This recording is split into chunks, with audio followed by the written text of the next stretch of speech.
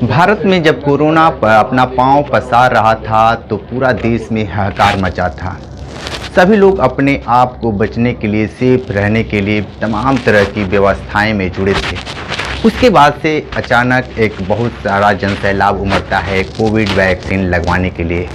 अब Covid vaccine लगाने के बाद जिस तरीके से बातें आ रही हैं कि बहुत तेज़ी से उसका असर पड़ रहा है हार्ट पे, और हंसते तौर पे हार्ट के हृदय रोग विशेषज्ञ हैं ओम शंकर जी, और इनसे हम बात करेंगे कि जो कोविड वैक्सीन जो लगा है वो कितना असर रहा, कितना नुकसानदायक रहा। सर, जो इस समय जो मामला चल रहा है कोविड वैक्सीन को लेकर, उसके लिए क्या कहेंगे? क्या कुछ ज़रूरी था? इतनी क्यों आनन फानन में सरकार ने सभी लोगों को वैक्सीन लगाने के लिए मजबूर कर दिया?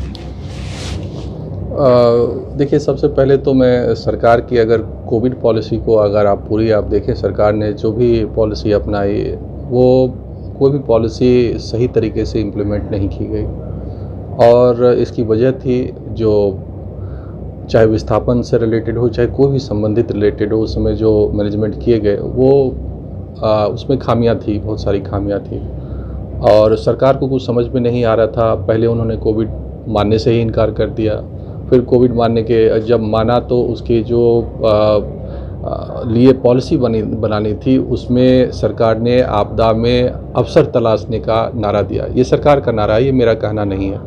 अब लोगों को समझना होगा कि वो क्या अवसर, जैसे एक पूंजीपति थे, उनको लगभग 1.5 लाख करोड़ का फ़ायदा हुआ उसमें, तो ये अवसर हो सकता है आपदा का अवसर तलाशने वाला जैसा चीज़ जो उसके फ़ायदे लोग फ़ायदे बिजनेसमैन जो है, जो हमारे प्रधानमंत्री का कहना है कि व्यापार उनके खून में बसता है। उन्होंने खुद एक बहुत बड़े इंटरव्यू में बताया था, और व्यापारियों का जो समूह था, ये पूरा का पूरा वैक्सीन जो है, लोगों का कहना है कि कोविड के लिए वैक्सीन बना, ये सत्य नहीं है, बल्कि वैक्सीन जो है कोविड वैक्सीन के लिए बना, ये एक बहुत अकाट्य सत्य है। इसमें कितने दावे हैं, इस पर भी रिसर्च और शोध की आवश्यकता है। बहरहाल हम उसके एक विश्लेषण कर सकते हैं कि इसमें कहाँ कमियां हैं, कहाँ सच्चाई है। इसमें एक चीज़ जो हम लोग को सीधा सीधा देखने को मिलता है कि कोई भी जो आपका वैक्सीन है उसका मुख्य उद्देश्य जो है वो प्रिवेंशन ऑफ डिजीज है। जब वैक्सीन इस देश में आया उससे पहले इस देश में 2 कोविड के वेव आ चुके थे, और बेसिकली जो वैक्सीन आप लगाते हैं तो उसका कार्य क्या होता है कि हमारे सोए हुए इम्यून सिस्टम को जगाना। जब हमारा इम्यून सिस्टम कोविड के 2 वेव के द्वारा पहले से ही पूरी तरह जग गया था, तो अब इस जगे हुए वेव को किसी वैक्सीन के द्वारा आप क्यों जगा रहे थे, किस लिए जगा रहे थे और कितना जगा रहे थे, यही सब जो मसला था, जिसके वैज्ञानिक तौर पर हम व्यक्तिगत तौर पर इससे सहमत नहीं थे। और ये एक बहुत इम्पॉर्टेंट वजह थी कि पहले दिन से ही मैंने व्यक्तिगत तौर पर कोविड वैक्सीन ना सिर्फ खुद को नहीं लगवाया, अपने परिवारजनों को नहीं लगवाया, बल्कि अपने मरीजों में से भी जिन्होंने सलाह मांगी उनको मैंने नहीं लगवाने की ही सलाह दी। ऐसा इसलिए, दूसरा रीज़न ये भी था, एक तो बताया कि ऑलरेडी जिस समाज में हर आदमी को कोविड के वैक्सीन से पहले 2 बार नेचुरल इन्फेक्शन कोविड का हो चुका हो और उसकी इम्यून सिस्टम सोई हुई जाग चुकी हो, अति जागृत से और क्या जागृत कर सकते हैं उस इम्यून सिस्टम को, तो वैज्ञानिक तौर पर वो एक्सप्लेन नहीं कर पा रहा था। जो उसका जो आर्गूमेंट था वो मुझे कन्विंस नहीं कर रहा था। दूसरा आर्गूमेंट ये है कि कोविड वैक्सीन जो है, दुनिया में आज तक कोई कोविड वैक्सीन नहीं बनी जो कोविड के इन्फेक्शन को रोकता हो, तो ये भी नहीं मसला था कि चलो भाई वैक्सीन लगा दे तो अब कोविड नहीं होगा, तो ये सवाल भी एक्सप्लेन नहीं हो रहा था कि फिर कोविड वैक्सीन क्यों लगाएं। और तीसरा बात ये था कि कोविड वैक्सीन उन लोगों को भी आपने लगा दिया, एक टारगेट अगर आप पॉपुलेशन को खोजते कि जिसमें कि नेचुरल इन्फेक्शन से इम्यूनिटी नहीं जनित हुई है, उन लोगों को अगर आप खोज के इम्यून टेस्टिंग करके अगर आप लगवाते तो आप थोड़ी समय के लिए हम कह भी सकते थे कि चलो आप वैसे लोगों के इम्यून सिस्टम को जगा रहे हैं जो सोया हुआ है, लेकिन यहाँ तो आप उनकी इम्यून सिस्टम को जगा रहे हैं जो कि हर व्यक्ति का इम्यून सिस्टम पहले से ही कोविड के लिए जगा हुआ है।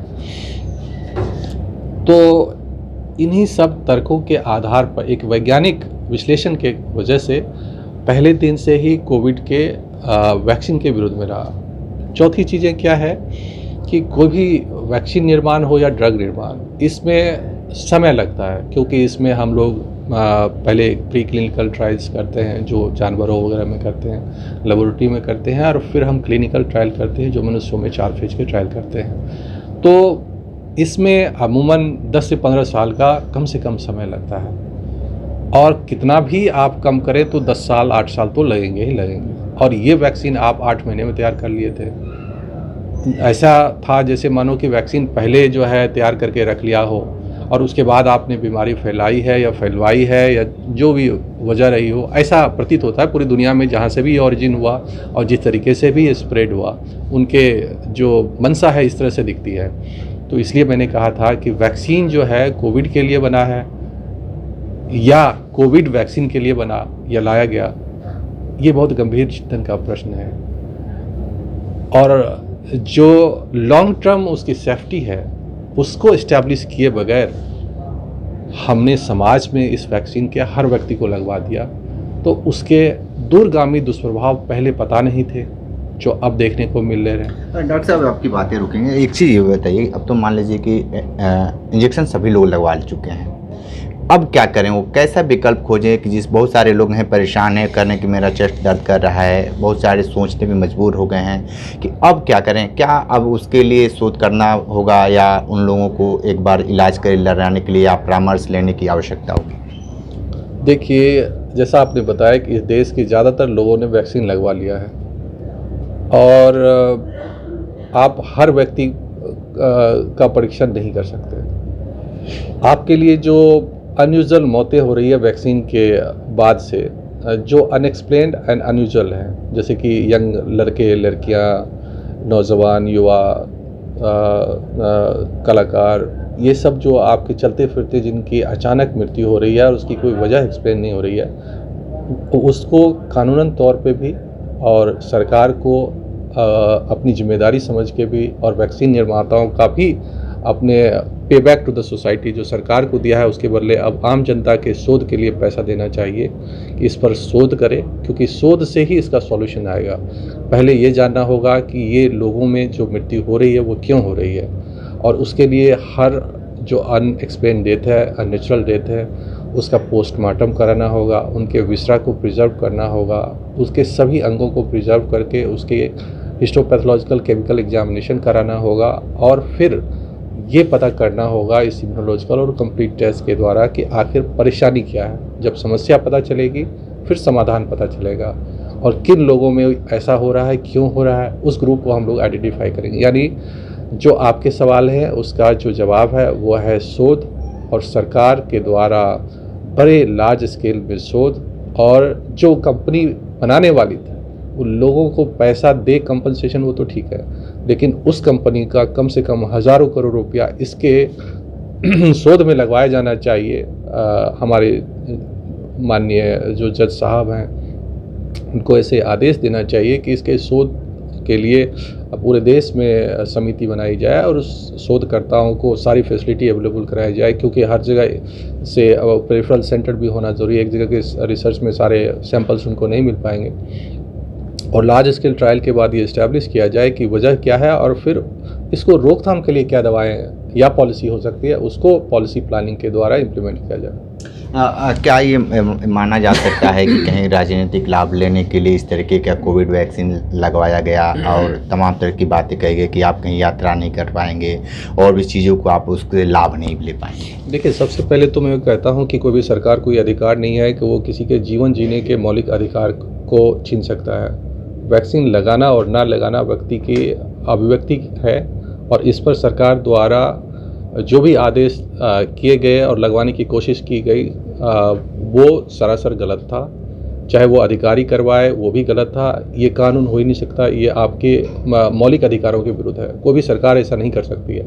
आपके मौलिक अधिकारों के जीवन जीने का मौलिक अधिकार आपका है। आप वैक्सीन लगाएंगे या ना लगाएंगे ये निर्णय आपका है, कोई सरकार का नहीं हो सकता ये निर्णय। और ये ज़्यादती था समाज के ऊपर। पहले भी हमने बताया, हर दिन इसका विरोध करता रहा, आज भी कर रहा हूँ। और व्यक्तिगत तौर पर मैंने वैक्सीन नहीं लिया और लोग कहते थे कि सैलरी रोक लेंगे, तो मैंने कहा मेरी रोको, फिर मैं चुनौती दूंगा न्यायालय में। यहाँ कानून और जो रास्ते हैं उससे हम चुनौती देंगे आपको और फिर हम बात करेंगे। तो डॉक्टर साहब ये एक सी बात है, यानी आपको पहले से पता था कि इससे हमें मतलब नुकसान हो सकता है, तो एक डॉक्टर के रूप में थोड़ा सा अगर आप भी और कहे होते तो बहुत सारे हो सकता है बनारस के लोग और भी जान गए होते, लेकिन वो चीज़ें से कहाँ से आपको लगता है कि आप उस चीज़ से चूक गए?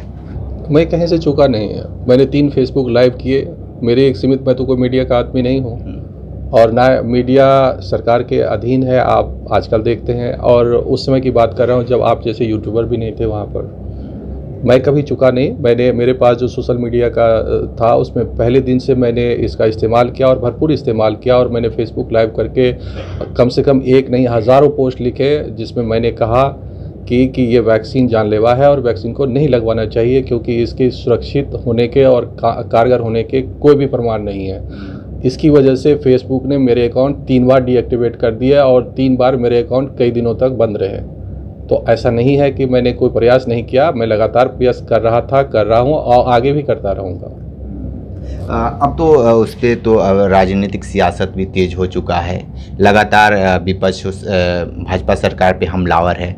क्या मानते हैं, वाकई जो चीज़ें ये कह रहे थे, अखिलेश यादव भी कहते कि इसीलिए हमको पता था कि हमने जानलेवा है और इसीलिए हमने कोविड वैक्सीन नहीं लगवाया, क्या इसके लिए? सभी विपक्ष में तो सभी लोग हैं, एक ही अखिलेश जी नहीं है, और भी बहुत लोग हैं। देखिए, इसमें राजनीति तो राजनीतिक को राजनीतिक करनी ही चाहिए और सरकार अगर कहीं गलत है तो विपक्ष का काम है उनकी गलतियों को उजागर करना, उनकी कमियों को आम जनता के सामने ले जाना। लेकिन मुझे नहीं लगता है कि विपक्ष के लोग इसमें कारगर रहे हैं। ये बहुत ही गंभीर मसला था और इसको हर लेवल पे तब भी ले जाना चाहिए था और आज भी ले जाना चाहिए था, जिसमें विपक्ष कोई काम कर नहीं रही है। मैं तो कहता हूँ हर गांव में हर व्यक्ति को इस चीज़ से अवगत कराना चाहिए था पहले ही कि ये वैक्सीन सही नहीं है, क्योंकि ये प्रॉपर शोध के द्वारा नहीं है पैदा किया गया है। ये पहले से भी बनाया जाना, अब सिर्फ व्यक्तिगत तौर पे नहीं बल्कि आम जनता में भी अपील करना चाहिए था। और अगर किए होते ऐसा तो शायद और लोगों की जानें बचती। मेरे जैसे लोगों के फॉलोअर्स तो बहुत कम हैं, उनके फॉलोअर्स तो लाखों करोड़ों में हैं। अगर जितने भी विपक्षी पार्टियों के लोग हैं वो अपनी करोड़ों अगर फॉलोअर्स को सभी लोगों ने अगर मैसेज दिया होता तो हम लोग आज इस सवाल पर नहीं डिस्कस कर रहे होते कि ये जो सबको लग गया है अब उसका क्या करें। ये प्रश्न ही प्रश्नविहीन हो जाता। एक आखिरी सवाल है कि जब से ये कोविड ख़त्म हुआ है या मान लीजिए कि है जो भी है, कितना प्रतिशत बढ़ा है जो हार्ट के मरीज़ को लेकर? शोध के हिसाब से माने या हम लोग व्यक्तिगत अनुभवों से कह सकते हैं कि कम से कम 20 से 30% ऐसी मौतें हो रही है जो नेचुरल कोर्स के अलावा है, यानी कि ये अप्रत्याशित मौतें हैं जो हृदय से संबंधित 20 से 30% ऐसे लोगों को हृदयाघात हो रहा है जिसको नेचुरल कोर्स में नहीं होना चाहिए था। और इसके लिए शोध की माने या खुद कंपनी जो बनाती है उसकी माने तो वो इसका एक एक्सप्लेनेशन हो सकता है चलती फिरती मौतों का, कि वैक्सीन इसकी वजह हो। तो आप हृदय रोग विशेषज्ञ की बातें सुन रहे थे, बहुत सारी बातों पर इन्होंने प्रकाश डाला है, विशेष इंटरव्यू कर रहे थे। तो हमारे साथ बने रहिए कांडी बनारसी के साथ। हमें दीजिए इजाज़त, नमस्कार।